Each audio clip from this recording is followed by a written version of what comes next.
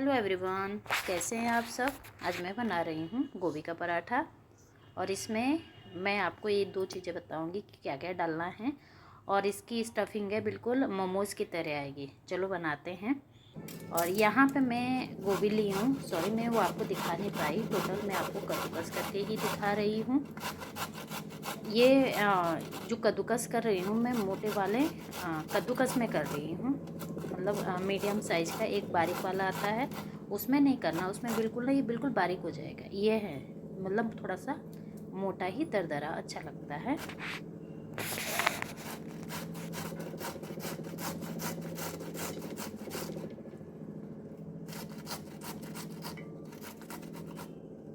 देखिए मैं यहाँ पे कद्दूकस कर दी हूँ और इसमें मैं डाल दूँगी अभी फ़िलहाल नमक और 5 मिनट के लिए मैं इसको छोड़ दूँगी, क्योंकि अगर मैं इसको अभी निचोड़ूँगी तो इसमें पानी नहीं निकलेगा। 5 मिनट के लिए मैं इसको रख दूँगी तो इसमें क्या है, जितना भी इसके अंदर पानी होता है वो सारा निकल जाएगा। क्योंकि अगर पानी रह जाएगा तो हमारे जो पराठे होते हैं वो साइडों से फट जाएंगे, ये मसाला निकल जाएगा। अब मैं यहाँ पे प्याज काट रही हूँ। प्याज को हम बिल्कुल बारीक काटेंगे। ये देख सकते हैं आप मैं कितना बारीक काट रही हूँ। मतलब जैसे आप चाहो तो जैसे चॉपर होता है उसमें भी आप डाल लीजिए या हाथ से भी आप काट लीजिए। और इसको भुनना नहीं है, क्योंकि अगर हम लोग भूनते हैं, बहुत सारे लोग हैं भूनते भी हैं, अच्छा लगता है, पर उसमें क्या है ना, एक ऐसी जैसे सब्जी सी होती है कि हम सब्जी खा रहे हैं, सब्जी के पराठे होते हैं वैसे लग जाते हैं। लेकिन अगर कच्ची डालोगे तो उसमें क्या है, मतलब अलग ही टेस्ट आएगा कच्ची प्याज का, क्योंकि वो जब धीमी आंच पे जब भुनता है बहुत टेस्टी बनता है। आप एक बार ये ट्राई करके ज़रूर देख लेना।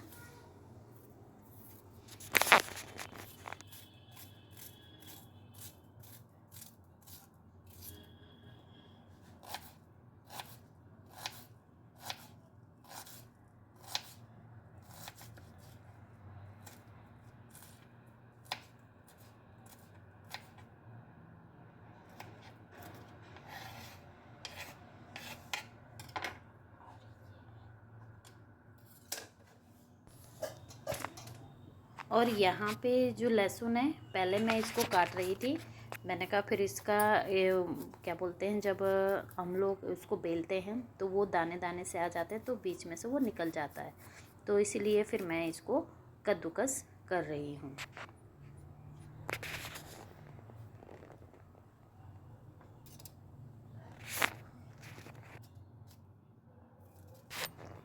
और मिर्च को भी हम पहले बीच में से चीरा लगा लेंगे, उसके बाद इसको काटेंगे। अगर मोटा मोटा काटेंगे इसको तो वो जब पराठा बेलेंगे तो उसमें से वो निकल जाएगी। तो इसीलिए कोशिश करना कि जब भी प्याज या मिर्च किसी पराठे के लिए काटते हैं तो प्याज को भी आप बारीक काट लीजिए, और जो मिर्च है, मिर्च को बीच में से काट के फिर उसके बाद इसको बारीक करके काटना है।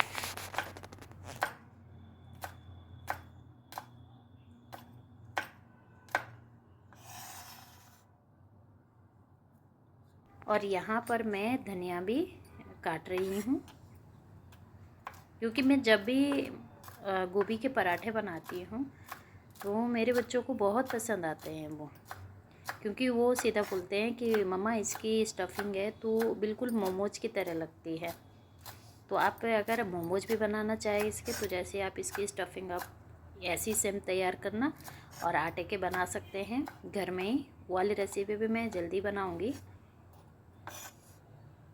क्योंकि मैदा तो नहीं खा सकते हैं, मैदे में बहुत ज़्यादा दिक्कत आ रही है सब लोगों को। और ये देखिए अब गोभी में से क्या है, पानी निकलेगा, पहले नहीं निकलता था जब हमने शुरू में इसको कद्दूकस किया था। नमक डाल के छोड़ा है ना हमने 5 मिनट के लिए, तब तक इसमें देखो कितना सारा पानी निकल रहा है, ये हमको सब निकालना है। और एक दूसरी बात, जो मसाला और आटा दोनों बराबर ही गीला या टाइट होना चाहिए, क्योंकि अगर इसमें से कोई अगर एक चीज़ गीली होगी तो भी पराठे का जो बैटर वगैरह जो भी है पराठा, वो बीच में से उसका मसाला निकलता जाएगा।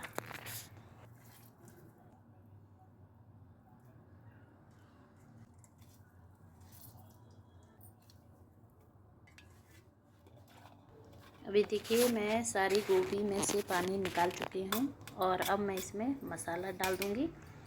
यह है नमक, हल्दी, लाल मिर्च पाउडर, सब्जी मसाला प्लस मीट मसाला और धनिया पाउडर। और ये हैं बाकी के मसाले, प्याज, हरी मिर्च और लहसुन एंड हरा धनिया। यही इसकी मतलब जो इसमें एक चीज़ है, जो इसमें हमने सब्जी मसाला और मीट मसाला डाला है ना, उसका जो स्वाद आता है ना वो बिल्कुल ही चेंज हो जाता है मसाला। और पहले मैं इस चम्मच से मिक्स करने का ट्राई कर रही थी, लेकिन मुझसे नहीं हो पा रहा था, तो मैं अपने जैसे डेली रहती हूँ, मतलब हाथ से ही सब कुछ कर देती हूँ। अब देखिए मैं इसमें सारा मसाला बना दी हूँ और नमक मैंने टेस्ट कर लिया, देखिए कितना अच्छा बन रहा है। आप लोग ये वाला मसाला एक बार बना के देखिएगा, यकीन मानिए सबको अच्छा लगेगा। और जो इसका है, एक तो हम पराठा मोटा बनाते हैं, इसकी जो मैंने लोई लिए है, मतलब गोली लिए है आटे की, वो मैंने छोटी सी ली है, जितनी हम रोटी के लिए लेते हैं।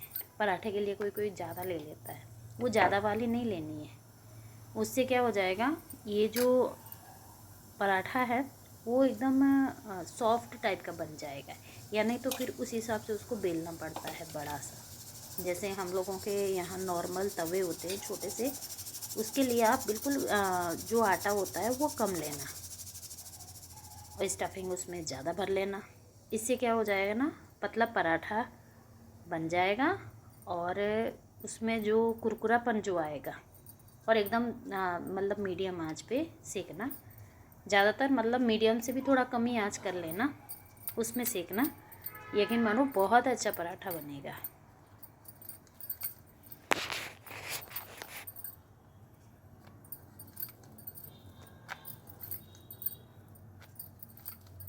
ये ऐसे वाले पराठे ना, हम जब घर जाते थे तो रास्ते में ढाबे मिलते हैं, उस पे बनते हैं ये वाले पराठे, और ये मेरे हस्बैंड को बहुत पसंद आते हैं। जब भी हम लोग पराठे बनाते हैं तो तुरंत बोलते हैं यार उसके जैसे पराठे बनाना जो ढाबे वाले बनते हैं। तो फिर इसीलिए मैं कोशिश करती हूँ वैसे बनाने की। हाँ, हालांकि मेरी वीडियो उतनी क्लियर नहीं होती है, वो इसलिए नहीं होती है क्योंकि एक नॉर्मल इंसान, मतलब मेरे पास उतना टैलेंट नहीं है। लेकिन हाँ, खाना जो बनता है वो अच्छा ही बनता है, सबको पसंद आता है। देखो धीमी आंच पे मैं सेक रही हूँ और घी के साथ बना रही हूँ।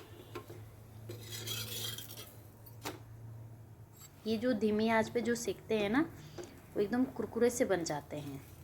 और अगर आपको 2 पराठों की भूख होगी, धीमी आंच पे पकने के बाद आप कम से कम 4 खा लेंगे।